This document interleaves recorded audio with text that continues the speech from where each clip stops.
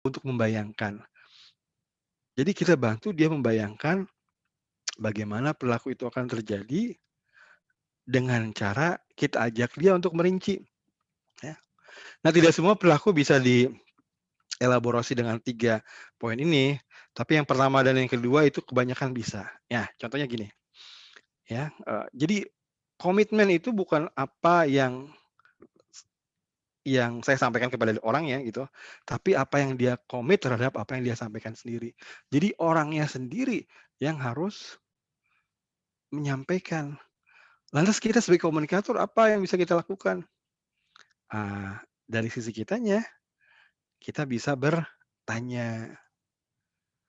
Jadi gimana nih imunisasi nih, manfaatnya apa? Nah, untuk apa sih jadinya? Nah, jadi setelah ini mau ngapain? Kita justru bertanya, sampai kemudian yang bersangkutan itu menjawab. Jadi gimana nih supaya persalinan lancar, Bu?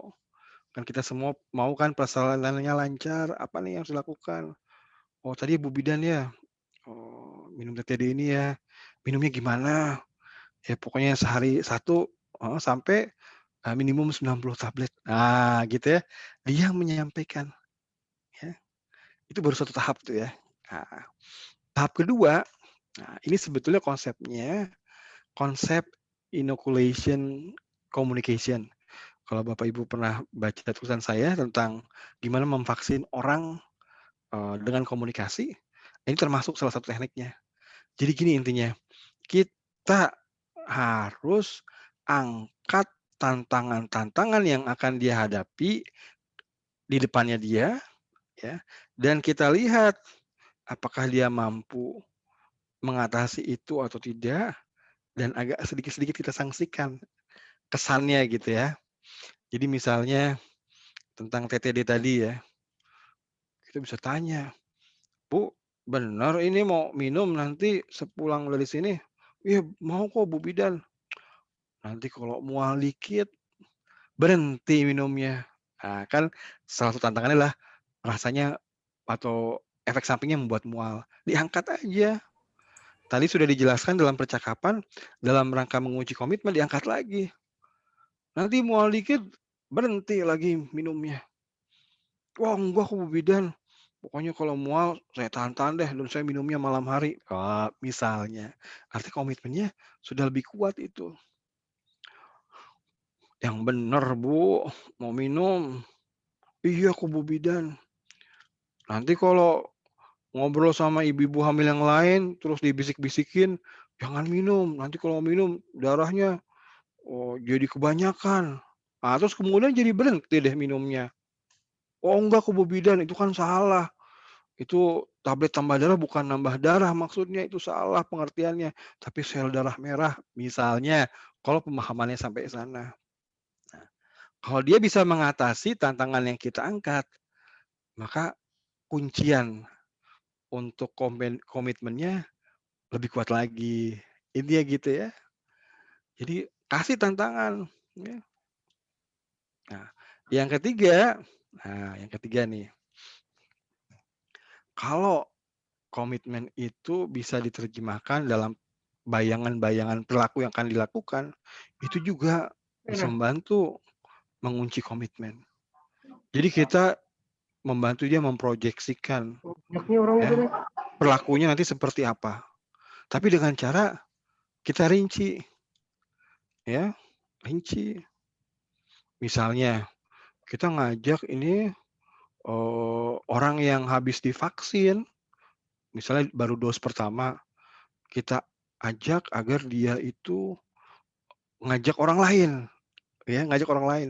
Entah saudaranya, tetangganya, temennya, yang saat ini masih ragu-ragu, ya. Terus udah kita lalui tuh proses yang pertama, kedua. Nah, yang ketiga itu kita rinci. Wah, sip lah kalau emang mau nih ngajak, orang lain untuk vaksinasi. Tapi gimana nih ininya, siapa nih yang rencananya mau diajak? Mulai merinci, siapa? "Wah itu, Bu perawat, tetangga saya, ada tuh yang nggak mau divaksin, saya mau jelasin ya, nggak apa-apa kok, nggak ada rasanya," gitu. Oh, oke oke. Jadi siapa? "Kapan? Kapan rencananya ngobrolnya?" "Wah nantilah, oh nggak hari ini ya, besok." Misalnya. "Gimana ngomongnya?" Termasuk berinci. Jadi merinci itu semacam action planning secara individual, bertanya tentang kapan, di mana, dengan siapa, gimana caranya, supaya yang bersangkutan itu bisa membayangkan apa yang akan dilakukan nanti, ya. Nah, itu juga membantu agar komitmen semakin teguh. Nah, gitu ya. Jadi kalau untuk standar, pelatihan IPC biasanya kami menyampaikan 3 ini. Dalam praktek ini udah lumayan susah. Biasanya yang pertama dan kedua agak lebih mudah. Yang ketiga, kadang isunya nggak pas, nggak ada rincian, karena perilakunya misalnya sederhana, nggak apa-apa juga sih ya. Tapi pertama dan kedua ini yang kurang lebih, perlulah kita lakukan gitu ya. Nah, cara lain apa yang kita bisa lakukan agar komitmen itu semakin kuat? Kita bicara kuncian-kuncian ya. Nah, ini sebetulnya masuk di prinsip pertama. Jadi komitmen itu lebih kuat kunciannya kalau disampaikan oleh yang bersangkutan. Makanya kalau Ibu Bapak baca buku-buku tentang persuasi, ada tuh teknik-teknik yang ketika orang itu diminta melakukan sesuatu, maka melakukannya kapan, di mana, atau hal-hal lain, itu diserahkan kepada yang bersangkutan. Nah, yang bersangkutan dikasih kertas, dituliskan dong, "Eh, jadi gimana? Mau kontrol lagi kapan nih? Bulan depan mau kapan? Kapan ya? Ah, tulis-tulis dulu sini." Kasih secari kertas, tulis. Tulis nama ya, nama. Terus mau datangnya kira-kira hari apa, jam berapa. Kalau udah ada tanggal-tanggalnya alternatif silahkan tulis. Terus dia nulis. Ketika dia menulis itu, ya, itu sebetulnya dia sedang, mengunci komitmennya, ya. Ini mirip yang prinsip pertama tadi ya, teknik yang pertama tadi, ya. Nah, gimana dengan ini, apa namanya, deklarasi-deklarasi yang tanda tangan, cap. Nah, ini agak beda dengan ini, konsepnya agak beda ya, konsepnya agak beda ya. Tapi yang jelas, nanti kan saya jelaskan kenapa misalnya banyak deklarasi-deklarasi yang sifatnya tanda tangan gitu, itu kok nggak terlalu efektif. Sebenarnya bisa efektif proses apa, teknik seperti itu, tapi ada banyak, kasus saya lihat nggak efektif. Bahkan nggak efektifnya bukan setelah sekian lama, tapi begitu selesai pencanangan, tanda tangan itu kadang kala nggak efektif itu, ya. Dicirikan dari apa? Saya pernah ya di Jagakarsa kalau nggak salah, iya Jagakarsa, di Puskesmas Jagakarsa. Sebelumnya itu ada acara, dengan, tim tertentu ya, apa namanya, ada kelompok tertentu yang buat deklarasi semacam itu. Nah, kebetulan acara kita setelah itu gitu ya. Begitu kita masuk ruangan, saya kan siap-siapin ruangan dulu gitu ya. Terus saya lihat di pojokan, loh kok ada apa namanya, gulungan kertas gede gitu. Terus saya buka, ya, gulungannya ada di bawah gitu, di lantai, nggak dijagain. Oh ternyata hasil deklarasi, apa, pencanangan apa gitu, terus tanda tangan orang-orang. Tapi nggak jadi efektif itu. Kenapa? Ya karena ada beberapa hal yang dilanggar dalam tekniknya sebetulnya ya. Entar kita bahas. Nah ini dia, sebetulnya yang masuk dalam kategori yaitu tanda tangan lah, cap tangan lah, itu tekniknya itu, sumbernya di ini, apa namanya, eee, semacam orang bilangnya konsonan kognitif konsonan. Jadi gini, orang itu kalau mempublikasikan dirinya mau melakukan A, maka sebenarnya dia termakan oleh janjinya itu sendiri, oleh publikasi itu sendiri, yang kemudian dia membuat ikatan-ikatan pada komitmennya. Jadi apa dong? Jadi sebetulnya ketika dia bilang dia mau melakukan apa, pertama ya, harus jelas dulu apa yang dia mau lakukan, itu dia, ya. Kalau sekarang kan di luar itu sedang ramai tentang My Freedom Day ya, tentang perbudakan modern.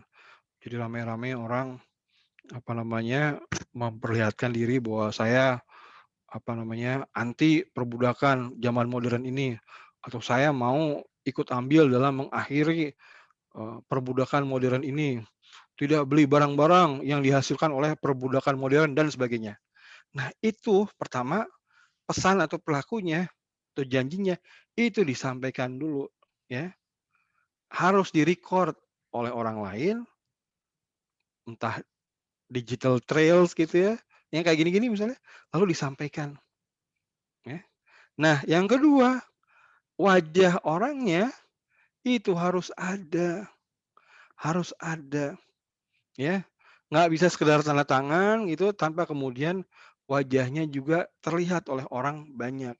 Jadi kalau misalnya di puskesmas buat, apa namanya, deklarasi, tanda tangan, tapi kemudian tidak dipublikasikan ke masyarakat luas, tidak dimasukkan ke dalam Facebook, ke dalam Instagram, ke Twitter, ke media basa, dan kita tidak melihat wajahnya, maka tekanan sosial atau sebenarnya bukan tekanan sosial, tapi apa yang dipersepsikan sebagai tekanan sosial, di perasaan dia sendiri sebetulnya ya, itu kurang kurang kuat.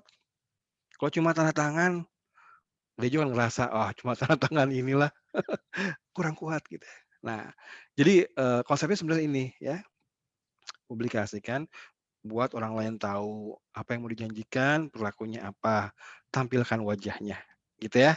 Nah, ini teknik yang kelima ya. Nah, yang berikutnya yang tidak kalah penting ya. Nah, ini bedanya kita sama dunia, bisnis ya, teman-teman ya. Kalau di dunia bisnis itu, eee, momen paling penting itu transaksi, penjualan, transaksi. Dirayu, ya dikasih knowledge tentang produknya seperti apa, manfaatnya apa, kekurangan, kelebihan apa, diarahkan kemudian ke arah transaksi, sudah transaksi, nah itu sebenarnya udah 90% kerjaan di situ. Ya, mungkin ada konsep purna jual setelah itu. Tapi paling tidak buat seorang komunikator, ya tugas dia di situ gitu. Udah beres tuh, ya di transaksi. Cuma kalau komunikatornya di dunia kesehatan, dunia pendidikan, UMKM, pokoknya yang sifatnya pembangunan sosial, maka transaksi, ya mau ijab semacam gitu, itu baru awal sebetulnya, ya. Orang datang ke puskesmas, pergi ke pojok diare misalnya, dijelaskan cara-cara gimana mencegah diare, dijelaskan bahwa harus, minum apa, zinc ya misalnya berapa separuhnya ya, digerus dulu sebagai nah itu dan dia terima, dia bereskan urusan admin di loket, itu baru sekian kerjaan ya.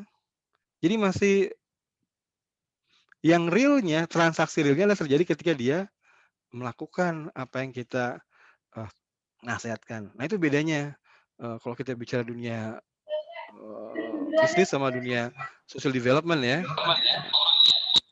Jadi salah satu yang juga tidak kalah penting untuk kita lakukan waktu kita bertransaksi gitu ya istilahnya, itu kita harus buat reinforcement ya. Reinforcement, kalimat-kalimat yang menguatkan, yang memotivasi, itu kita harus sampaikan di situ ya. Nah, biasanya itu bisa juga dilakukan atas ini, apa namanya, kemampuan atau hal yang sudah dilakukan sebelumnya dan dia berhasil, ya. "Ah, kalau minum jamu bisa, pastilah bisa. Minum TTD ini pasti bisalah." Nah, misalnya begitu ya. Nah, namanya reinforcement, ya. Nah, apalagi, nah ini yang seringkali juga jarang kami perhatikan sama teman-teman yang ya mungkin kita sibuk ya, sibuk jadi agak ini, tapi nggak apa-apa sebenarnya kita tuh buat komplimen, buat pujian, pujian yang tulus, yang tidak terduga itu penting itu, ya. Mmm, Supaya apa? Supaya orang kemudian merasa dihargai, seneng, dan, in return gitu ya, sebagai balasannya dia punya komitmen yang lebih kuat lagi, ya. Nggak apa-apa puji puji orang, puji atas apa yang dia lakukan bagus, apresiasi maksudnya begitu kalau itu ya. Puji karakteristik dia yang menarik ya. Wah, orang yang semangat seperti Ibu nih pasti berhasil lah, ngelihat Ibu jauh-jauh ke sini terus semangatnya pasti tinggi, minum obat 6 bulan pasti bisa lah. Jadi, kadang kala di ujung tuh yang saya perhatikan, kita itu nggak ngasih komplimen atau pujian, tapi kita ngasih threat atau ancaman atau, perceive, risk-nya diangkat. "Diminum ya obatnya, Bu, kalau misalnya nggak diminum obatnya, nanti penyakitnya nggak bisa dikalahkan sama obat ini lagi. Ibu harus masuk meminum obat yang lebih tinggi." Oh, jadi apa, drug resistant misalnya. Nah, ya mungkin bisa berhasil, tetapi kalau menurut saya yang macam SLAD itu taruhnya di tahap yang sebelumnya aja, untuk pemahaman ya. Tetapi kalau udah sampai dia mau, kan ini ceritanya mau ya, itu biasanya komplimen itu jauh lebih menguatkan ketimbang threat atau, ancaman ya. Jadi nggak apa-apa kasih komplimen, pujian Bapak Ibu. Lagi pula kalau kita kasih pujian, kita kasih apresiasi ke orang, itu biasanya kita sebagai komunikator juga jadi lebih lebih nyaman loh, lebih enak, lebih seneng hidup kita gitu, nggak stres. Nah, yang berikutnya, ah, kita juga bisa manfaatkan hukum timbal balik. Kalau di pelatihan-pelatihan saya suka nyebutnya sebagai hukum resiprokal, bahasa kita sendiri. Kalau Inggrisnya sebetulnya kan, reciprocation ya, timbal balik. Kalau kita mau diperhatikan orang, maka kita harus tunjukkan bahwa kita memperhatikan. Kalau kita mau didengarkan orang, maka ya tunjukkan bahwa kita itu mendengarkan. Nah, sifatnya ini, saya suka bilang sifatnya, semacam instinktif, naluriah. Tapi sebenarnya secara sosial, ya, dikatakan bahwa ini sebenarnya norma sosial yang diajarkan oleh orang tua kita di masyarakat manapun. Kalau orang berbuat kebaikan kepada kita, ya sebisa mungkin kita balas balas. Itu kemudian menjadi standar norma kita di masyarakat manapun. Dan menariknya ini dimanfaatkan oleh teman-teman yang di dunia bisnis. Nah, bedanya kalau mereka itu ya, kalau baca-baca buku-buku persuasi atau komunikasi dalam bisnis itu mereka melakukannya berdasarkan eksperimen-eksperimen yang serius itu, ya. Eksperimennya eksperimen sosial bahkan ya, jadi dalam konteks sosial. Misalnya di restoran ya, ternyata kalau si apa, penyaji, pramusaji ya, itu misalnya datang, eee, ini setelah ini ya, setelah selesai transaksi ya, atau sudah selesai makan gitu, menyantap makanan, dia datang terus dia kasih, "Ibu silakan ada ini apa, ada pemberian sedikit nih, coklat, silakan diambil coklatnya." Ah, terus kalau dia memberi coklat, itu dipelajari tips. Jadi tips yang diberikan oleh, customer itu lebih tinggi, kalau nggak salah 20 persenan gitu ya. Jadi coklat itu nggak seberapa harganya, cuma misalnya taruhlah 5.000 gitu, 4.000, tapi tips yang didapat itu 20% lebih tinggi kalau nggak pakai, coklat gitu, misalnya kayak gitu ya. Itu artinya hukum timbal balik ini berlaku, dikasih coklat, terus kemudian pengunjung kasih tips yang lebih besar, ya. Ini kita bilangnya meaningful meaningful, dalam hukum apa namanya, timbal balik ini kita cari tindakan-tindakan yang meaningful. Berarti gitu ya. Jadi berarti itu bukan berarti nilainya, bukan maksudnya, oh harga coklatnya tinggi, bukan, tapi pemberian yang tulus, yang membuat orang itu seneng, ya, itu kemudian menghasilkan timbal balik yang, eee, lebih besar juga gitu. Nah, terus kemudian kalau mereka kan pelajari itu, ternyata kalau sifatnya itu unexpected, tidak terduga, itu lebih besar lagi nanti timbal baliknya. Nah, contohnya itu waktu dieksperimenkan, itu ketika, tadi ya yang pramusaji itu sudah beli satu satu coklat. Kalau misalnya 2 orang masing-masing satu. Terus dia pergi, tiba-tiba dia balik lagi, Pak silakan ambil lagi, nggak apa-apa kok." Misalnya udah habis tuh ya coklatnya, "Ambil lagi silakan nggak apa." Itu kategorinya tidak terduga tuh. Nah kalau itu yang dilakukan, tips yang diterima sama restoran itu, ya kalau dijumlahkan, itu jauh lebih banyak lagi, ya. Artinya kalau kita bicara hukum timbal balik itu nggak bisa sifatnya itu berharap. Berharap tuh maksudnya misalnya ya, kita sama pasien gitu, di akhir, ini saya kasih buat ibu ah, terus berharap, tapi nanti ibu minum obatnya ya, nah itu nggak akan berlaku, karena kurang meaningful.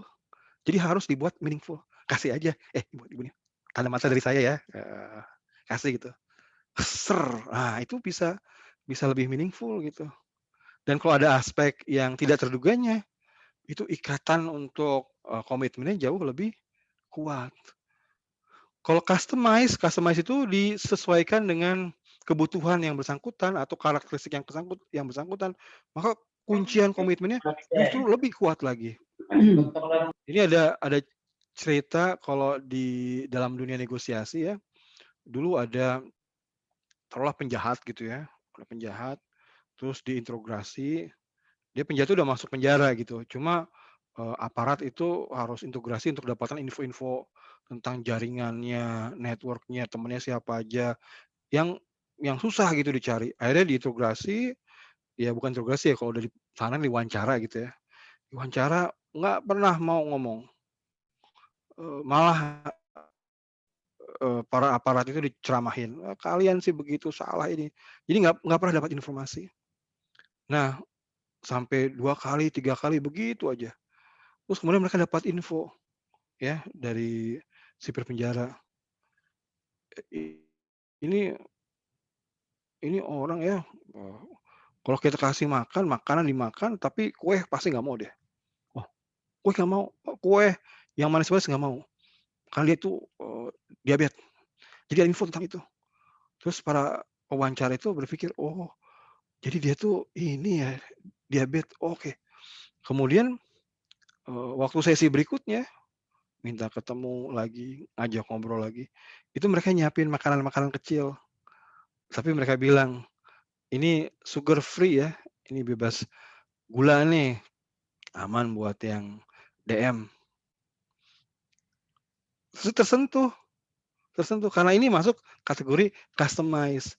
Dia mencoba memberikan satu, pemberian, tapi customize, disesuaikan dengan karakteristik kebutuhan orangnya. Nah itu jauh lebih tersentuh lagi, sehingga apa, ternyata setelah itu dia mau buka buka informasi. Jadi buka informasi bukan dengan cara kekerasan, menekan, apa namanya, mengintimidasi, enggak. Kalau pakai hukum resiprokal atau hukum timbal balik ini, justru dengan pemberian yang, bermakna gitu, yang tidak terduga dan customize gitu ya. Nah, oh iya, oke, sampai di sini mungkin ya. Jadi ini sejumlah, teknik-teknik yang mungkin teman-teman bisa gunakan ya, dicoba aja ya, untuk kunci komitmen ya. Karena orang bilang iya, belum tentu dilakukan. Orang bahkan bilang mau dan didaftarkan pun, didaftarkan loh, belum tentu kemudian dia muncul atau menjalani apa yang dia telah sampaikan sebelumnya. Oke, baik teman-teman, udah 1:36, udah lewat dari hal yang kita sepakati ya sampai 1:30. Mungkin kalau ada, yang pengen ngobrol 1, 2 orang silahkan mungkin ya. Siapa ada ini siapa? Sarbahad Di chat Mas, yang di chat sudah ada pertanyaan Pak Rizang. Silakan Bu Ami, di chat kita baca sama-sama yuk. Dari Bu Siti Hadijah dan Bu Sri Indrawati. Iya. Atau open mic aja Bu Siti Hadijah mungkin. Oh silakan, silakan. Bu Siti Hadijah bisa open mic. Dibacakan. Oke boleh. Ini ya, setuju bahwa komitmen harus keluar dari partisipan, cuman apa bisa poin-poin komitmen itu bisa kita berikan sedikit dalam bentuk gambaran, karena terkadang partisipan sedikit kesulitan dalam mengungkapkan. Nah, kalau ini Bu Siti Hadijah, ini masuknya dalam kategori atau tahap sebelumnya, ya. Tahap sebelum penguncian komitmen. Kita harus ngajak orang itu ngobrol dulu. Bahkan kita kan punya rumusan ya, kalau kita ingin mempengaruhi orang, itu bukan berarti kita yang ngomongnya lebih banyak. Bukan. Mentang-mentang kita yang pengen mempengaruhi orang, terus kita yang ngomongnya lebih banyak. Itu keliru tuh. Justru karena kita ingin mempengaruhi orang, maka orang itu yang sebetulnya harus ngomong lebih banyak. Ya. Cuma kadang-kala kan kita kesulitan. Wah, orang yang mau ngomong nih. Kita tanya, orang itu jawabnya pendek atau diem aja. Nah, kalau di sini itu sebetulnya masalahnya adalah cara kita ngajak ngobrol, alias cara kita bertanya, topik yang kita pilih, ya. Ini ada teman di Aceh pernah satu hari cerita tuh di forum, Mas Risang, aku nih udah tanya si ibu itu, kenapa kok anaknya nggak mau diimunisasi, MR kemarin tuh. Tapi dia diem aja, nggak mau ngomong, diem aja. Diem aja. Nah, saya bilang, Bu, mungkin dia akan diem karena dia tertekan, dia nggak enak kalau ngomong apa adanya. Siapa tahu dia dilarang sama suami, dia takut, dia nggak percaya, dia ngelihat vaksinasi itu suatu soal yang membuat orang jadi rusak misalnya akidah dan sebagainya. Kalau yang berat-berat kayak gitu kan dia nggak akan ngomongin. Nah, caranya gini, untuk ngajak ngomong orang ke hal-hal yang berat-berat tadi itu, pertama-tama dia harus lancar dulu ngomong hal-hal yang ringan. Jadi nanyanya jangan langsung yang berat begitu. Tanya aja dulu hal-hal yang gampangnya. "Eh, anak kita nih makan apa lagi sukanya ya?" Oh, dia ngomong cerita, "Oh, suka makan ini ya? Nah, Ibu masaknya gimana Bu caranya sayur itu dimasak?" Oh, dia cerita. Pokoknya yang ringan aja ya, ringan dia cerita. Nah, ketika dia sudah cerita, nggak mungkin dia diam ketika kita bertanya ke hal-hal yang berat atau sulit lah. Jarang saya ketemu orang misalnya kita ajak ngobrol, "Eh, adek ini kelas berapa?" "Oh, kelas 3." "Eh, siapa namanya?" "Budi." "Budi siapa?" "Oh, ganteng ya, gagah, pinter larinya, Bu, ya?" "Oh, dia juara 1 larinya, gini-gini." Terus kita tanya, "MR gimana? Udah belum?" Tiba-tiba dia diem, nggak mungkin. Sulit gitu terjadi, dia pasti akan ngomong. Walaupun ngomongnya mungkin terbata-bata, mungkin dia setengah-setengah mengungkapkan, tapi nggak apa-apa, yang penting dia ngomong. Itu yang kadang kala, kita harus lakukan dulu, ya sebelum kita masuk ke penguncian komitmen. Itu mungkin ya Bu Siti Hadijah ya. Ya Bu Ami ya? Pak Risang, pertanyaan yang kedua, Ya, ada yang angkat tangan dari Bu Sarbahat. silakan. Bu Sarba silakan, apakah angkat tangan berarti mau ngomong? Kadang-kala suka salah pencet juga sih. Bu Sri Indrawati kalau gitu, yang Silahkan. pada saat akan mempublish kesepakatan harus izin atau sepakat dulu ya Pak, Iya, supaya tidak ada tuntutan di belakang hari. betul, amannya seperti itu. Tapi kalau saya ya, lebih aman begini sebetulnya. Pertama, kalau kesepakatan apapun yang mau dilakukan oleh yang bersangkutan, itu dia tulis sendiri. Misalnya, kita itu yuk, apa namanya, tampilkan di Facebook ya, coba coba dituliskan deh, ya, apa yang tadi mau dilakukan, dia tuliskan sendiri, ya. Misalnya, di forum ini misalnya kita sepakat mau divaksin, dan mau ngajarin orang agar ikut vaksin. Tulis dulu, tulis. Jadi masing-masing yang menuliskan kertasnya sendiri. Setelah itu kemudian difoto, ya minta izinlah kita ini ya publish ya, kita masukin ke Facebook ya. Bahkan kalau bisa masing-masing aja sampaikan atau post di Facebook kah, di Instagram dan sebagainya, ya. Tapi itu bagus ya Bu Indrawati ya, kadang kala konsekuensi hukum juga harus kita pertimbangkan, khususnya untuk hal-hal yang sensitif ya. Sensitif harus dipertimbangkan juga. Kalau misalnya Pak Kiai masih ragu-ragu tentang vaksin, terus terlibat pembicaraan sama kita, tapi close door, artinya di pintu tertutup, maksudnya antara kita aja gitu, antara kita aja. Nah, kalau kita lihat, itu satu hal yang masih private nih antara kita aja, jangan dipublis, itu janganlah, nanti buat marah. Oke, apakah ada yang mau open mic? Silahkan.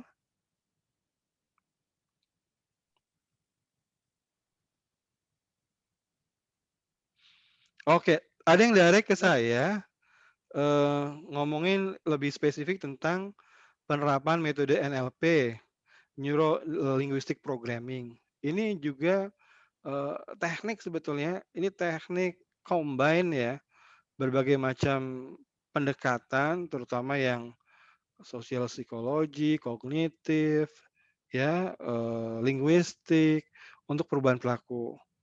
Nah, beliau bertanya, "Gimana penerapannya?" Nah, untuk ini saya terus terang, saya itu bukan bidangnya NLP, walaupun saya comot-comot dikit juga di NLP.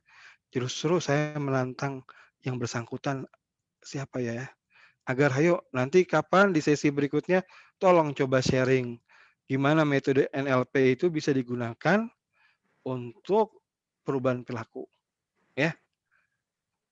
Bu Ami nanti tolong Sip sip. ditanya ke sumbernya ya, agar mau sharing.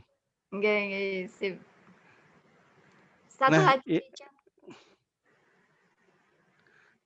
Bu Siti Hadijah juga ya, komitmen sudah oke, cuma pas action-nya tidak ada, apa yang bisa dilakukan? Nah ini iya, maksud saya Bu Siti Hadijah yang kita bicarakan tadi, itu adalah urusan ngunci komitmen.